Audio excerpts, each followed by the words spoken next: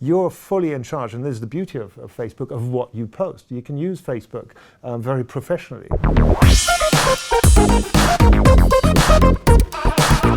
So Matthias, the reach of Facebook is far greater than any other social media site. So just how popular is Facebook?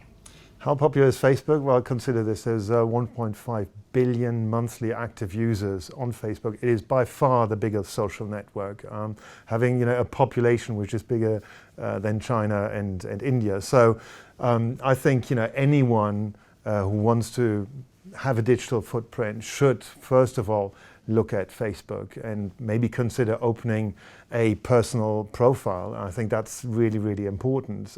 Not only for the children, but also for the senior executives. I think everybody should really look into having a Facebook profile. The question always is, but I don't want to share my life. You actually don't need to share pictures of your children or what you do. You're fully in charge, and this is the beauty of Facebook, of what you post. You can use Facebook very professionally, and I do that. I rarely share pictures of my children on my Facebook profile. So I think it's really, that's the new way we communicate. And with an audience of 1.5 billion, it is the best channel also to create community. Of course, if we look at some of the world leaders here, of course Barack Obama has a verified Facebook page as a politician. This page was set up for the first election in 2008 and also was used for his re-election in 2012. So he has 47 million followers and counting. Obviously he doesn't run the page himself.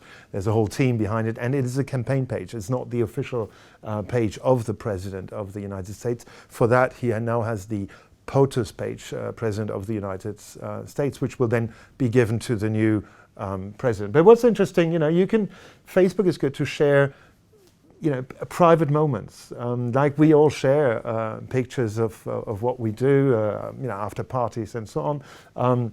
And this is also what politicians do. Barack Obama, for example, does share private moments, pictures of him with Michelle, and behind-the-scenes pictures. So it's really kind of a new personal approach, and we can interact with him. We can comment. We can like his posts. So this is what I really think is the essence of Facebook.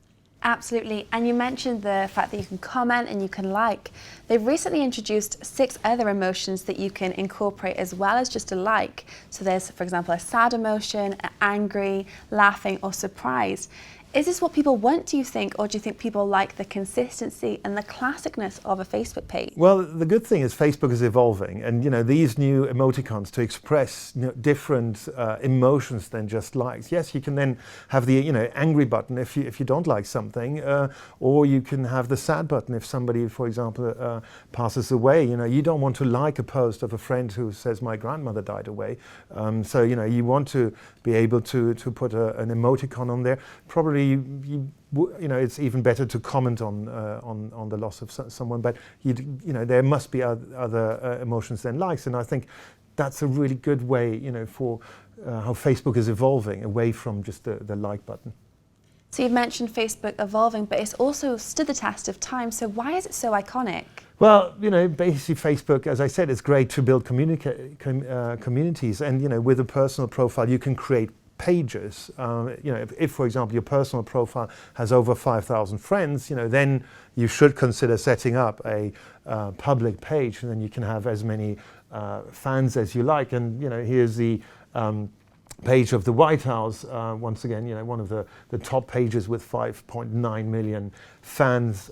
So whenever you post here, of course, it comes across as the White House page and not as the personal page of Barack Obama. So, and this is a great way to engage audiences on a public page, asking questions, doing live interviews, and the new innovation on Facebook is you can go live, so live broadcasts of press conferences or of Q&As. So, if a White House official, Barack Obama, wants to do a Q&A, he can answer those questions on a live video just right on the page. So this is quite interesting. But you don't have to have millions of followers on a Facebook page. And this example I'm very proud of is the page that I set up for my village in France. It has 2,200 population and 490 people like the page. Now, 490 is not many, but if you consider that 95 of these fans live in the village, that's a quarter of the population. And whenever we post something, it gets double-digit engagement rates. So